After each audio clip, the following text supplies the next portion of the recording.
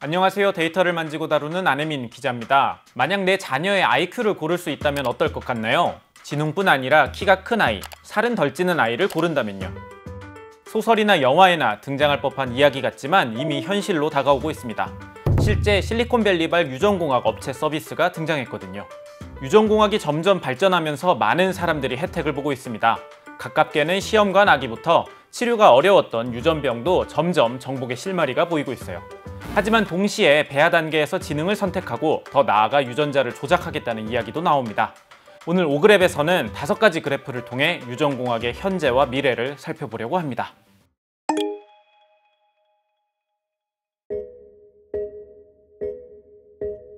미국의 뉴클리어스 지노믹스와 헤라사이트라는 회사가 있습니다. 두 회사는 체외 수정 과정에서 배아의 유전 정보를 분석해 예측치를 제공하고 있어요. 이 분석 데이터에는 IQ 예측치도 포함되어 있죠. 배아 분석 서비스 가격은 뉴클리어스가 5,999달러, 헤라사이트에선 최대 5만 달러가 듭니다.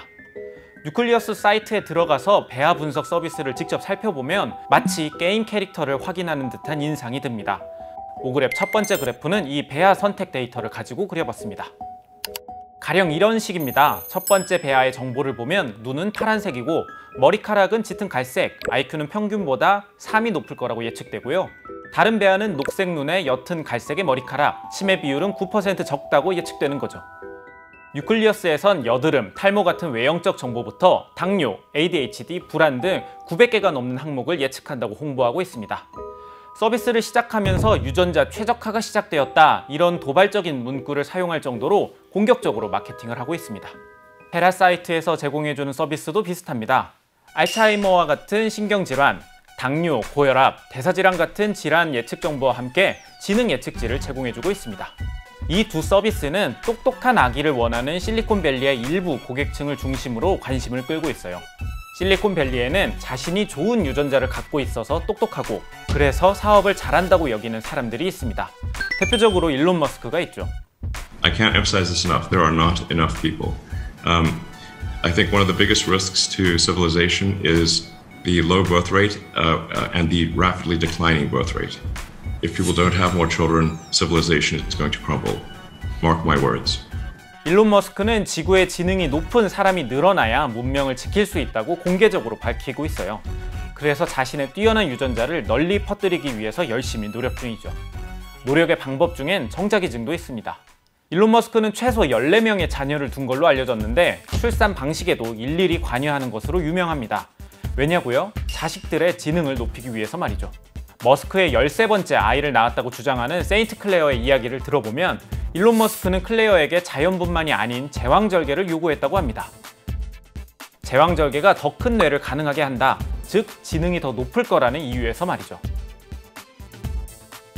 일론 머스크는 배아 유전체 분석 서비스도 이용하고 있다고 알려져 있습니다. 오키드라는 기업인데 이 기업의 투자자들을 살펴보면 실리콘밸리의 기술 자본이 꽤 많이 몰리고 있다는 걸 알 수 있습니다.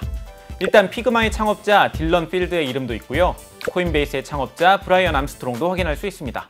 또 구글의 투자를 받았던 유전자 검사 업체 23andme의 창업자인 앤 워치츠키도 투자자로 참여했습니다. 오픈AI의 샘 올트먼은 오키드가 아닌 제노믹 프레딕션에 투자했는데 이 기업 역시 배아 유전체 분석 기업입니다. 참고로 앞서 이야기한 뉴클리어스는 피터 틸의 자본이 들어간 기업입니다. 일론 머스크와 피터 틸, 어디서 많이 보던 인물들이 등장하죠. 실리콘밸리 보수 세력과 유전공학 이야기는 조금 뒤에 더 이야기를 나눠보도록 하겠습니다. 다수의 전문가들은 이렇게 유전 정보를 활용한 IQ 예측은 근본적인 한계가 있다고 지적합니다. 신뢰도가 매우 낮다는 지적인 거죠. 미국의 한 통계 유전학자는 유전체를 통한 IQ 예측은 현대판 뱀 기름이라며 사기에 가까운 서비스라고 비판을 하기도 했습니다.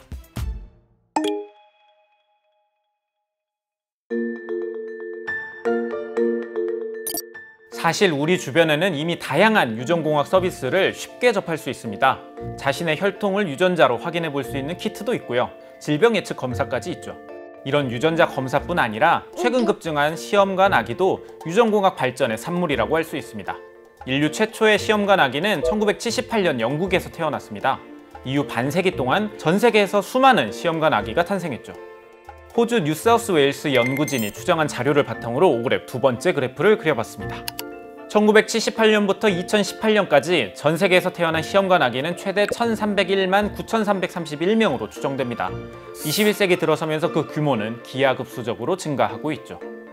연구진들은 2019년 이후에도 300만에서 400만 명의 시험관 아기가 태어나고 있다고 추정했는데 이 수치까지 합치면 2024년에는 누적치가 최대 1,700만 명까지 늘어납니다. 우리나라의 상황도 비슷합니다. 우리나라도 정부의 시술 비용 지원 사업에 힘입어서 매년 시험관 아기가 늘어나고 있어요. 5그랩 세 번째 그래프입니다. 2023년 전체 출생아 23만 명 가운데 난임 시술 지원을 통해 태어난 아기는 모두 26,612명입니다. 2020년엔 전체 출생아의 7% 수준에 그쳤지만 어느새 10%를 넘기고 있어요. 앞서 살펴본 미국 스타트업처럼 사실 우리도 시험관 아기 시술을 진행하는 과정에서 배아의 유전적 건강 상태를 테스트하고 있습니다. 바로 착상 전 유전 검사라는 이름으로 말이죠. 이 검사를 통해서 배아의 염색체 수가 적거나 많지는 않은지, 또 염색체 구조엔 문제가 없는지를 확인하고 있습니다. 다운 증후군이나 발달장애 등의 위험을 사전에 확인하기 위해서 말이죠. 유전자 검사 역시 유전병의 대물림을 방지하기 위해서 시행되고 있습니다. 참고로 우리나라에서는 모든 질환을 다 검사할 순 없고요. 230개의 질환에 대해서만 테스트를 할 수 있습니다. 반면 실리콘밸리의 스타트업들은 이 제약을 넘어서서 여드름, 탈모 같은 특성뿐 아니라 지능, 키, 몸무게까지 확장해서 예측을 했던 거죠.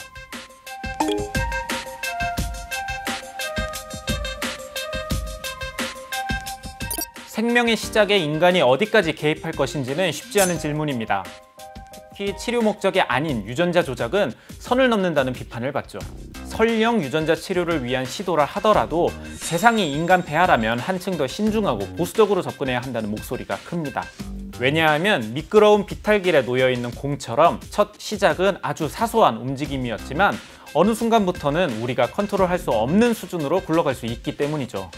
문제는 이 유전공학의 발전 속도가 상당히 빠르다는 겁니다. 그 영향으로 앞으로 우리가 고민하고 선택해야 할 지점은 더 많아질 수밖에 없을 거고요. 특히나 이 발전의 가속 페달을 밟은 건 유전자를 직접 조작하고 편집할 수 있는 크리스퍼의 발견이 있습니다. 2012년 6월 사이언스지에 발표된 논문입니다. 여기에는 박테리아가 바이러스에 대응하는 데 사용하는 크리스퍼 시스템을 우리가 유전자 가위처럼 활용할 수 있다는 내용이 담겨 있었죠. 마치 워드나 한글 문서를 수정하듯이 DNA 서열을 가지고 잘라내기, 붙여넣기가 가능하다는 소식이 전해지면서 온 세상이 떠들썩했습니다. 논문이 나온 지 10년도 되지 않았는데 연구에 참여한 두 학자는 2020년에 노벨 화학상을 수상하기도 했죠. 물론 이전에도 유전자 편집 기술이 있었지만 크리스퍼는 비교가 안 될 정도로 효율이 좋고 정확성이 압도적이었어요.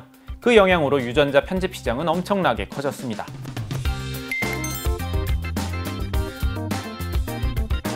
글로벌 시장조사 기관인 프리세덴스 리서치 자료입니다. 작년에 파악된 유전자 편집 시장 규모는 40억 4천만 달러였습니다. 5년 뒤인 2030년엔 78억 6천만 달러로 2배 가까이 늘어나고 2034년엔 133억 달러를 넘길 것으로 예측되고 있어요. 문제는 이렇게 접근성이 좋아진 만큼 미끄러운 비탈길에서 자칫 잘못하면 선을 넘어버리는 위험한 실험이 나올 수 있는 가능성도 커졌다는 겁니다.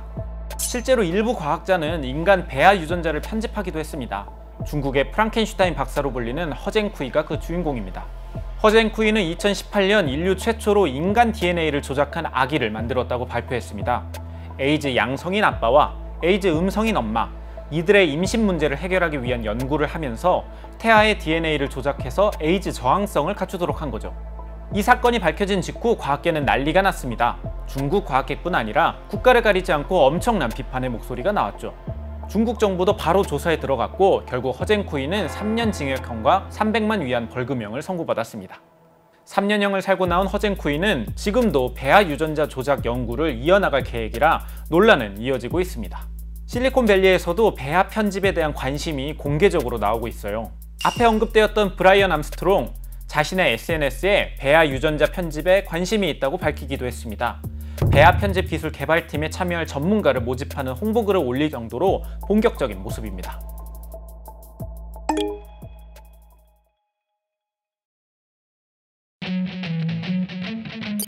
일부 과학자들의 일탈이 있었지만 여전히 많은 연구진들은 크리스퍼로 치료하기 어려웠던 유전병을 정복하기 위해 열심히 노력 중입니다. 최근엔 그 결과물이 나오기도 했어요. 바로 낫 적혈구 증후군 치료제입니다.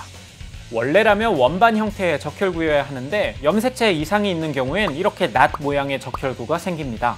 낫 모양의 적혈구를 갖고 있는 환자들은 적혈구가 원활하게 혈관을 이동하지 못하다 보니 만성 빈혈에 간 기능 저하까지 다양한 혈액 관련 질병을 겪습니다. 연구진들은 문제 있는 염색체를 해결하기 위해서 크리스퍼를 활용했고 결국 세계 최초로 유전자 가위 치료제인 카스게비를 개발했죠. 카스게비를 만든 크리스퍼 테라퓨틱스뿐 아니라 많은 기업들이 이 크리스퍼를 활용한 약품 제작에 뛰어들었습니다. 에디타스 메디신, 인텔리아 테라퓨틱스 등이 대표적이죠. 우리나라의 툴젠도 이 영역에서 원천 기술을 보유하고 있습니다. 크리스퍼뿐 아니라 다양한 유전공학 기법을 활용한 유전자 치료는 최근 크게 늘어나고 있습니다.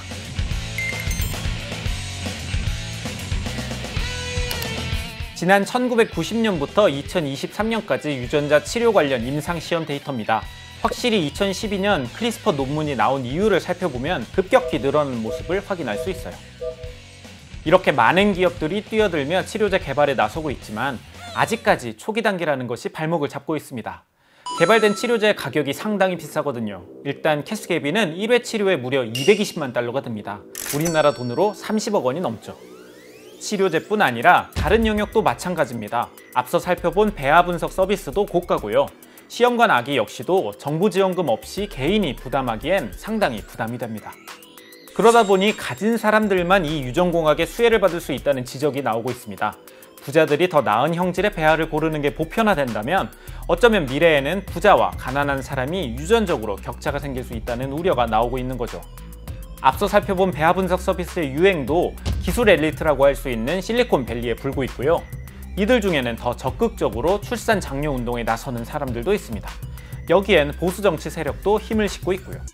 미국의 폴리티코에서는 일부 극단주의자들이 출산 장려에 앞장서면서 인종차별주의와 연결될 수 있다는 우려의 목소리를 내기도 했습니다. 이들 가운데 일부는 출산 장려를 통해서 다른 인종보다 백인이 더 많아져야 하고 또 진보 세력보다는 보수 성향의 사람들이 많아져야 한다고 주장하고 있거든요. 그리고 이 출산에는 유전공학을 더 적극적으로 이용해야 한다는 입장인 거죠. 출산 장려 운동을 이끄는 멜컴 콜린스, 시몬 콜린스 부부는 배아 분석 서비스 기업의 열혈 이용자이기도 합니다. 그리고 이 기업들은 실리콘밸리의 보수 네트워크 자본과 인맥으로 성장해 나가고 있죠. 참고로 시몬 콜린스는 피터 틸 밑에서 일을 했었고요. 멜컴의 형은 일론 머스크가 꾸린 정부 효율부 도지에서 일을 하고 있습니다. 유전자를 편집하고 나아가 생명을 설계할 수 있는 유전공학 기술.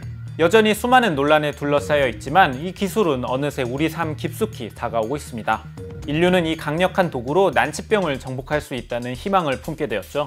하지만 그 이면에는 우월한 유전자와 열등한 유전자를 나누는 또 다른 차별의 씨앗이 자라날 수도 있다는 그림자도 존재합니다. 이러한 우려가 기후에 그치면 좋겠지만 실리콘밸리의 엘리트와 일부 정치 세력은 이 기술을 누구보다 적극적으로 활용하려 하고 있습니다. 과연 유전공학의 미래, 그리고 우리 인류의 미래는 어떻게 흘러갈까요? 오늘 준비한 오그랩은 여기까지입니다. 긴 영상 끝까지 시청해주셔서 진심으로 감사합니다.